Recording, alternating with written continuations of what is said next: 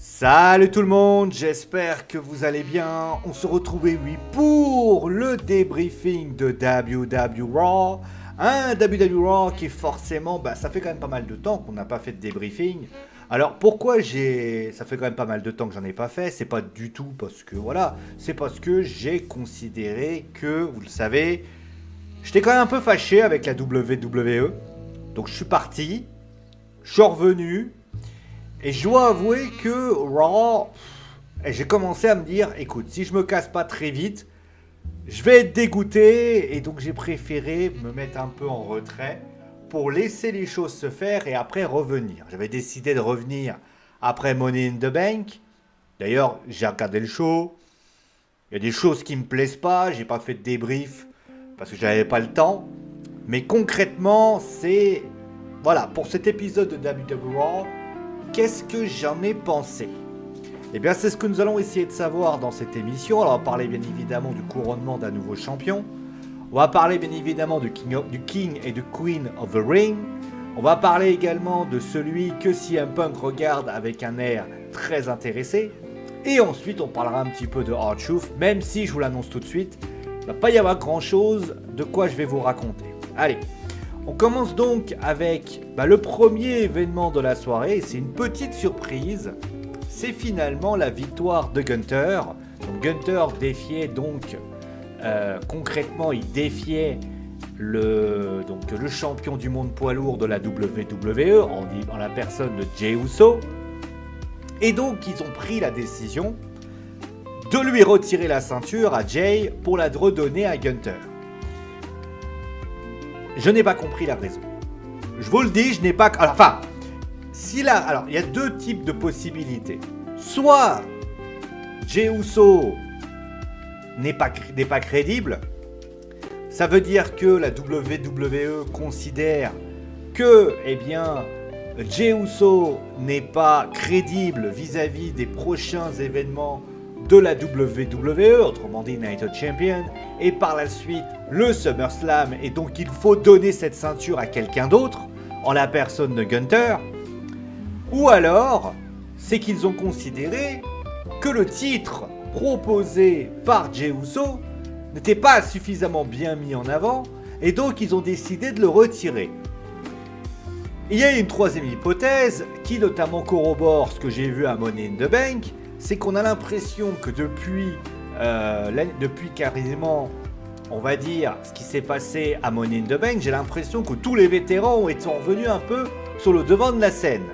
On a eu la conquête de Naomi, la conquête de Seth Rollins. Alors vous allez me dire, oui, mais Seth Rollins, il a son clan. Oui, il n'a pas besoin non plus d'avoir un Money in the Bank pour pouvoir faire un clan. Et notamment, Gunther. Alors oui, Gunther n'est pas un vétéran des rings, contrairement par exemple un lutteur comme, je sais pas, John Cena, c'est sûr qu'il a quand même un sacré décalage. Mais j'ai le sentiment que la WWE, ne faisait pas confiance à Jey Uso en se disant il ne va pas réussir à mener sa barque autant qu'il le devait. Et j'ai l'impression qu'on est en train de dire à la WWE, utilisons les acquis, autrement dit, faisons confiance au final, à Gunther, à des lutteurs qui au final, eux, répondront présents, pour ainsi dire. Et donc, ils se sont appuyés sur ça.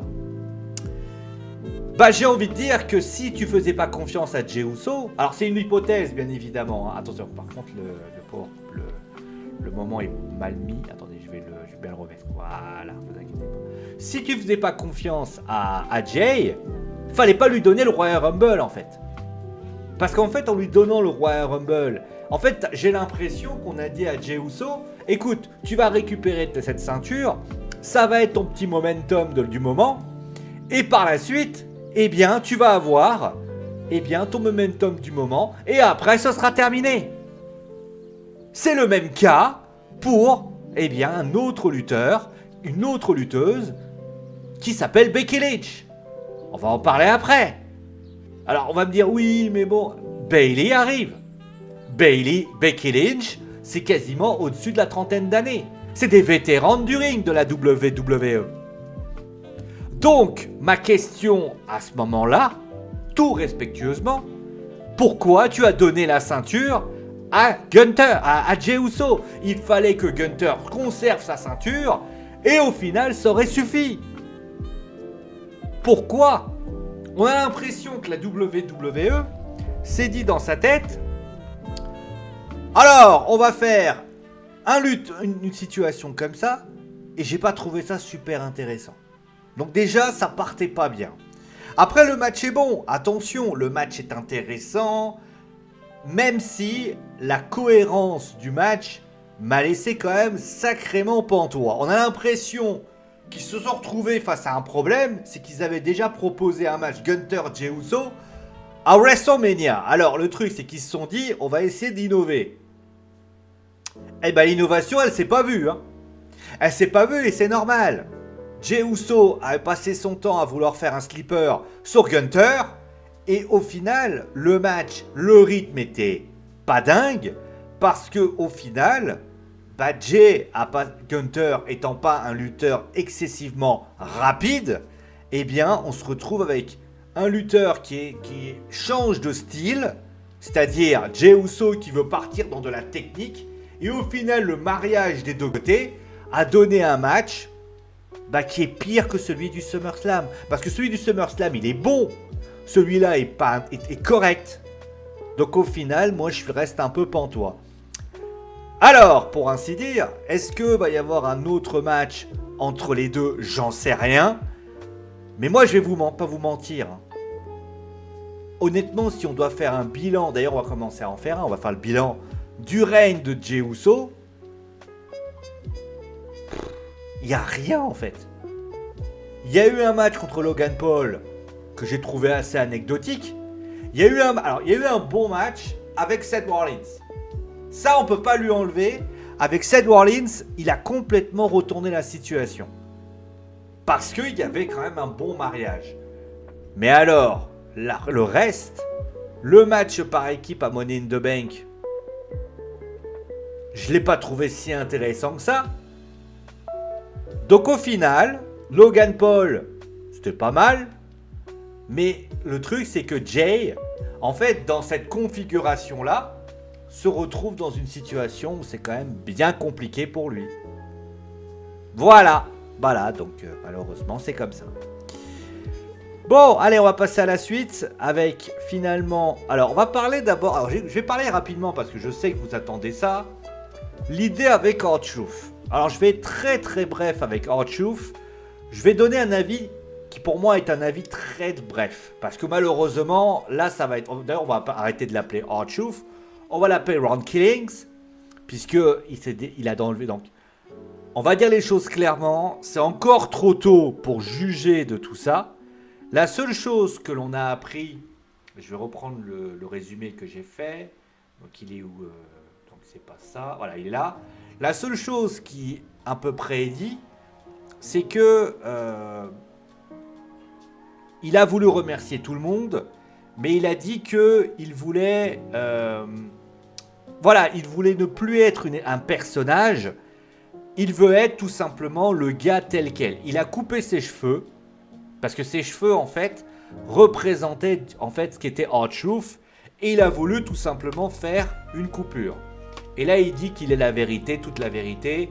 Et c'est le moment de mettre du respect à son nom. Je vais pas vous mentir, c'est trop abstrait pour vraiment se donner un point de vue par rapport à ce qui s'est passé. On voit que R-Truth veut faire... Enfin, Ron Killings, dorénavant... veut faire un mode serious business. On sait que Ron Killings, c'est une gimmick qu'il avait du côté de la TNA. Est-ce qu'on est en train de partir dans ce domaine-là? C'est peut-être une possibilité. Est-ce que la WWE, et plutôt Ron Killings, avait pour ambition de partir dans un... Est-ce que c'est clairement la dernière fois qu'on le voit, donc il veut partir dans un délire de choses calmes? Ça peut être une possibilité aussi, pour ainsi dire. Le truc... c'est que John Cena, CM Punk, donc on va en parler maintenant de la photo du dessus. Alors, il y a des gens qui vont me dire, ils vont certainement être en transe, parce que John Cena, CM Punk, c'est forcément un dream match, pour ainsi dire. Ça, il n'y a pas de souci par rapport à ça. Sauf que ce dream match, je vais être un peu dur avec le match. Je vais être un peu dur avec ce qui va se passer. Je vais le dire tout de suite. Bah ça, en fait, c'est un match gadget. C'est-à-dire que la WWE doit proposer un gros truc à Night of Champions parce que c'est en Arabie Saoudite. Et donc ils se sont dit on va faire un match vintage par excellence. Et c'est John Cena contre CM Punk. Je peux pas être plus clair. Et en fait, Cody va devoir attendre SummerSlam. Et je serais pas étonné que Cody traîne du côté du King of the Ring, remporte le King of the Ring et défie John Cena au SummerSlam. Ça peut être une possibilité. Alors il y a des gens qui ont mandaté peut-être un cache de mallette de Seth Rollins. Alors, pourquoi pas? Je trouve l'idée intéressante, mais je pense qu'il le cachera plutôt sur CM Punk contre Gunther. Parce que c'est comme ça que les choses devraient être faites. Mais après, c'est toujours pareil. Il y a Roman qui traîne dans les parages, etc. Ça peut être une possibilité. Mais en tout cas, John Cena, CM Punk, je vais pas vous mentir, je m'en tape. Et c'est pas parce que les deux lutteurs, je les aime pas, je les apprécie, ils sont des très bons lutteurs. La raison pour laquelle je m'en tape, c'est parce que c'est un match gadget. Je veux dire, quel est l'argument de ce match? Bon, John Cena a expliqué que voilà, il a pris une gimmick, etc., etc. Il est revenu notamment sur le nombre de dates qui lui reste, donc 19 dates. Pourquoi pas? Donc c'est la moitié du chemin qui a été fait.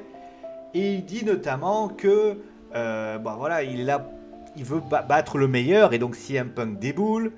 Et au final, il dit voilà, CM Punk, il dit moi je suis pas là pour. En fait, il fait du Cody Rhodes, puisqu'il est dit tout simplement qu'il est pas là pour. En fait, j'ai l'impression que la WWE. Alors peut-être que peut-être que ce qui va être ramené, ça va être ça. C'est qu'en fait, tu vas avoir.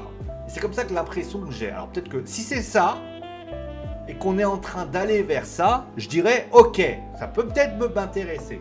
C'est qu'en fait, je pense que la WWE veut créer une sorte de dôme avec d'un côté les lutteurs qui sont anti-TKO, donc anti-autorité, contre, avec peut-être le leader qui sera Triple H, et de l'autre côté, on a tout simplement la team TKO avec le Rock qui sera lui le grand artisan de cette histoire, avec John Cena, avec Logan Paul, avec d'autres lutteurs qui sont tagués TKO. Et à ce moment-là, on aurait un Ron Killings qui finirait sa carrière par rapport à ça. Ça peut être une idée. Après, la question que je me pose, on est au mois de juin. Ils sont en train de créer un truc là actuellement. Alors, il va falloir vraiment que tout soit bien organisé. Et plus important que ça, qu'est-ce que tu fais du titre suprême? Parce que John Cena va pas tenir cette ceinture au Survivor. Alors, soit tu pars du principe qu'ils font un espèce de winner take all avec la team Triple H et la team avec un War Games ou je sais pas quoi, parce qu'il faut peut-être préparer le War Games aussi. Mais concrètement, qu'est-ce qu'on fait de la ceinture? Qu'est-ce qu'on fait des ceintures? Et c'est ça qui me gêne, c'est qu'on a, en fait, John Cena, on peut pas. Alors, il y a un truc que je voulais dire aussi. Beaucoup de gens n'aiment pas la nouvelle gimmick de John Cena. C'est une gimmick qu'on aime ou qu'on n'aime pas. Moi, je la trouve mieux travaillée qu'au début où je me demandais où il voulait en venir. Je trouve que depuis quand même pas mal de temps, la gimmick est mieux travaillée. Il y a quand même des choses intéressantes. Franchement, les propos qu'il a tenus envers R-Truth, ça va. Les propos qu'il a sortis, notamment avec John Cena contre CM Punk, pour ainsi dire, ça va. Et notamment quand il dit il va falloir que tu viennes avec moi en Arabie Saoudite, parce que concrètement, on sait aussi qu'il y a une histoire comme quoi CM Punk, il n'avait pas très envie d'aller en Arabie Saoudite. Donc pourquoi pas? Pourquoi pas? Je trouve l'idée plutôt, ça raconte quelque chose. Et peut-être que ça va nous raconter quelque chose. Mais concrètement, si CM Punk dit, surtout que le match a été mais le truc c'est que pour moi, ça aurait été intéressant si tu n'officialises pas le match tout de suite. Parce que comme tu officialises le match, CM Punk n'a pas son mot à dire. En fait, CM Punk aurait très bien pu dire, Moi, je le veux maintenant, je veux que ce soit aux États-Unis. Tu peux même partir du principe que l'Arabie Saoudite, bah, c'est TKO par exemple. Et que comme ils iront en terre TKO, eh ben, il est hors de question qu'on y aille. L'idée, ça aurait pu raconter quelque chose. C'est dommage. En tout cas, mais bon, après, je vais pas vous mentir, on va voir comment ça se passe. Mais je me pose vraiment la question. Alors, c'est une question que je me pose. Ils ont eu envie d'écarter R-Truth pour le faire tout seul. L'idée est pas mal. Mais le truc, c'est que tu peux pas dissocier le fait que lui coûte le match à John Cena et qu'au final, R-Truth, enfin Ron Killings, se retrouve dans un coin par rapport à ça. Je suis quand même vachement dubitatif. Et quand je suis dubitatif, c'est pas bon signe. Voilà. Bon allez, on va passer à la suite maintenant. On va directement aller vers les King of the Ring, qui sont bons. Alors attends, on va faire un truc, parce qu'il y a un truc qui me gêne. C'est que Roxanne Perez, je l'aime beaucoup, mais Roxanne Perez, on est en train de... En fait, Roxanne est en train d'avoir un problème de distanciation sociale. On va peut-être l'étirer encore un peu. Bon, ça va. Attendez, je vais prendre ça. Ah, ouais. Ah, parce que c'est... Est-ce que je vais pouvoir... Non, non, c'est bien. Si je l'étire encore un peu, qu'est-ce qui se passe? Ah merde. Voilà. Ouais, c'est bien comme ça. Alors, qu'est-ce que j'ai pensé? Déjà, alors, les deux matchs étaient très très bons. Roxanne Perez qui gagne, bah, ça alimente finalement la rivalité avec Roxanne Perez, ça alimente ta rivalité avec Liv Morgan. Donc ça c'est cool. Parce qu'au final, elle a essayé de l'aider, ils se sont un peu pris le chou, et notamment, c'est assez intéressant. Pour ce qui s'agit de Sami Zayn, le match était super sympa. J'ai pas trop compris l'intervention d'LA Knight. Alors oui, il y a ce qui s'est passé à Money in the Bank, mais à ce moment-là, s'il y a des passifs par rapport à ça, j'ai plus l'impression qu'on donne un match pour essayer de donner de la crédibilité à Bron Breakker. Pourquoi pas? En tout cas, franchement, le match était génial. Le match était super cool. La défaite de Rhea Ripley m'a un peu étonné, mais je me demande bien ce qu'ils vont essayer de faire avec Rhea. Et au final, bah, écoutez, c'est assez rare pour être souligné, mais j'ai pris beaucoup de plaisir à suivre les deux matchs. Et j'ai envie de te dire, bah, c'était cool. Voilà. Et donc, on va parler, bien évidemment, de ce qui s'est passé donc en haut. Alors on va parler d'abord du match en bas. Le match en bas était génial aussi. Le match entre Gable et AJ Styles.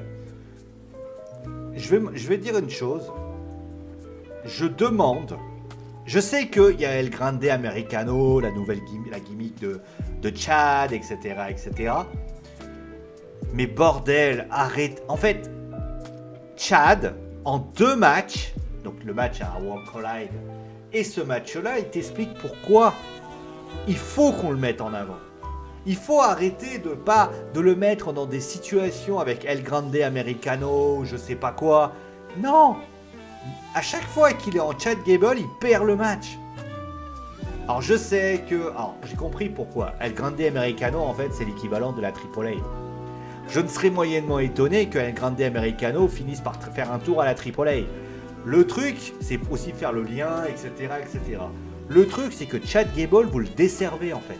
Chad Gable, ce qu'il propose contre AJ Styles, c'est génial. Et les Hero des Vikingos, c'est encore énorme. Vous allez arrêter de faire ça? Donc voilà. Ensuite, Becky Lynch qui parle. Donc elle le dit, ah ben voilà. Alors, qu'est-ce qu'elle a dit, Becky? Bah Becky, elle arrive.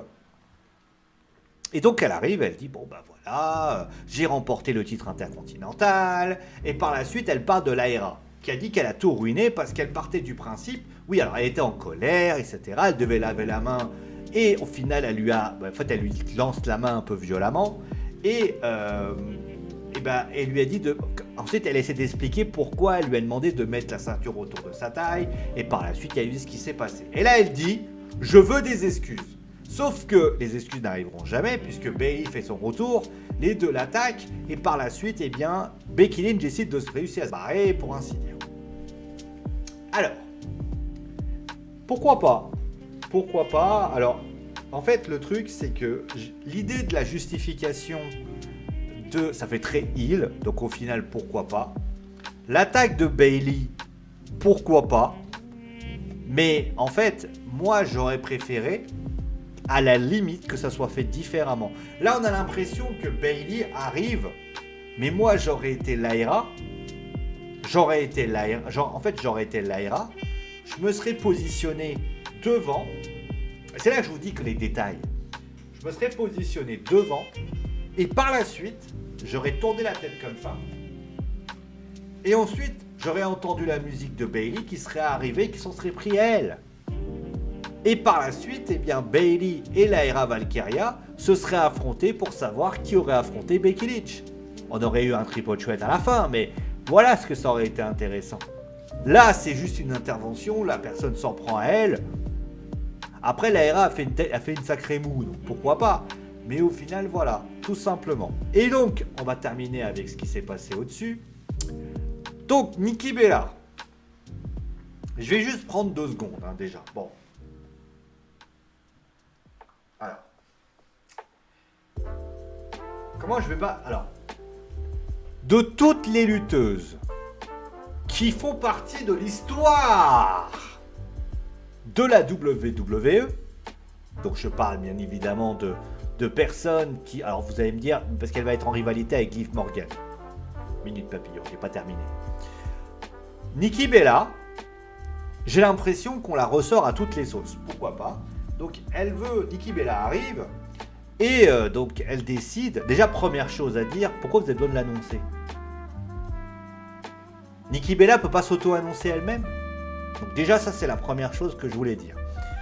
Après, ils veulent créer donc à WWE Evolution une rivalité entre Liv Morgan et Nikki Bella. Dans l'intérêt, pourquoi pas? Mais j'ai envie de dire, moi j'aurais préféré quelqu'un d'autre.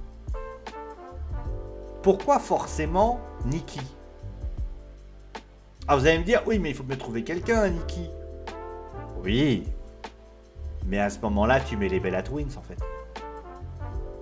Alors peut-être que c'est ce qui va arriver. Peut-être que les Bellas vont affronter Raquel Rodriguez et Liv Morgan. Mais je vous vois déjà arriver. Je vois déjà votre tête. Si jamais les Bella Twins remportent les ceintures par équipe féminine, vous êtes les premiers à vous énerver. Si Nikki Bella bat Liv Morgan, vous êtes les premiers à vous énerver. Alors avoir des vétérantes sur le ring, pourquoi pas? Mais il faut que ce soit crédible. Nikki, ça fait une plombe qu'elle n'a pas lutté. On parle pas de... Vous voyez, on parlait de vétérante. Mais tu peux très bien avoir une Liv Morgan qui défie, par exemple, une lutteuse de NXT. On peut avoir aussi, peut-être, une lutteuse un petit peu, voilà, Liv Morgan, qui est un peu comme ça, et on la fait défier quelqu'un qui lui ressemble. En plus, en termes d'ancienneté. Natalya, par exemple. Alors vous allez me dire, ouais mais Natalya, c'est une vétérane. Oui, mais au moins à la limite, elle est là. À la limite, moi j'aurais préféré qu'on donne à Nikki Bella, c'est une bonne idée. Mais Nikki Bella, ça doit être un match pour l'histoire. Ça doit être un match, on doit se dire. Parce que Nikki Bella contre Liv Morgan, est-ce que vous avez vraiment l'intention de le regarder? Non. Parce qu'il n'a pas d'impact. Vous voyez ce que je veux dire? Et au final, même le speech... Je ne l'ai pas trouvé. Alors, elle te fait, oui, alors, j'ai mentionné. Alors, elle mentionne plein de gens. Et après, elle dit, Liv Morgan, elle s'énerve parce qu'elle n'est pas mentionnée. Et par la suite, elle dit, oui, bah alors, machin, entre Roxane Perez et toi, on ne sait pas trop quel est ton copain, etc. Ok, mais alors, moi j'ai une question. Liv Morgan, t'as pas un lutteur en ce moment que t'aurais pu mentionner, il allait la faire sortir de ses gonds? À un moment donné, c'est une réalité. Donc au final, je suis mitigé en fait. Je suis très mitigé par rapport à cette rivalité parce que je me dis, il n'y a pas grand chose. Ça ne veut pas dire qu'il n'y a rien. Ça veut dire que le début de tout ça, c'est tout simplement parce que Liv Morgan ne lui a pas donné son nom. Fait léger quand même, hein.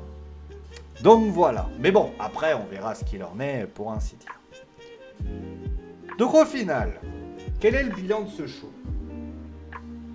Alors, je vais dire les choses de manière très simple. On a quand même des bons matchs. Il faut quand même le dire. Je veux dire, le main event, pour moi, il est classique, mais c'est quand même un bon match. Les King of the Ring sont bons. Edge Styles contre Chad Gable est bon. Le segment après le truc, c'est que... Comment dire? Il manque un truc. En fait, il manque... Si vous voulez, c'est comme par exemple... Vous savez, je vais vous donner un exemple. Vous faites un truc. Vous avez envie que ça pulse. Qu'est-ce que vous faites quand vous voulez que ça pulse? Quand c'est du coca, vous mettez du coca, vous mettez du mentos, et le truc, il explose littéralement. En fait, vous avez mis du coca, le gaz donc a grimpé, mais après, il est redescendu. Et vous avez essayé de le remonter, et vous n'êtes pas arrivé. Et c'est ça le problème. À aucun moment, vous avez l'impression que la barre de mentos fait tout exploser, en fait. J'ai vécu ce show comme si c'était un show classique. Et le truc, c'est que je pourrais excuser les superstars de la WWE si jamais il y avait des bonnes choses depuis quelques temps. Que, par exemple, le show de Money in the Bank m'avait épaté.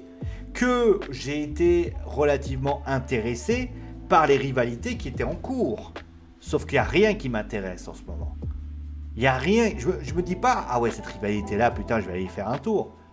Malheureusement, il n'y a aucune rivalité qui me plaît. Et les gens vont dire, oui, mais il y a R-Truth, enfin Ron Killings. Ouais, mais c'est plus par curiosité. Parce que ça se trouve, la semaine prochaine, il va y avoir rien, et on dira, bon, bah au final, il n'y a rien de plus intéressant.